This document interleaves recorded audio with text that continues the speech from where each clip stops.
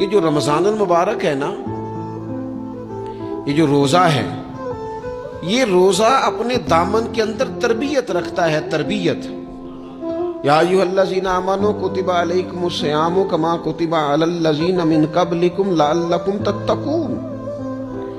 اے ایمان والو، تم پر روزے فرض کیے گئے جیسا کہ تم سے پہلے لوگوں پر بھی فرض کیے گئے تھے تاکہ تم تقوی اختیار کرو۔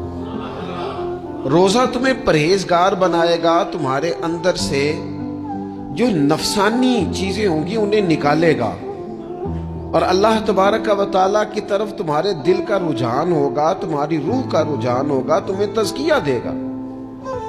روزہ انسان کی تربیت کرتا ہے، انسان کو روزہ ذہنی طور پر تیار کرتا ہے کہ اللہ کے حکم کے مطابق کھانا ہے، اللہ کے حکم کے مطابق پینا ہے۔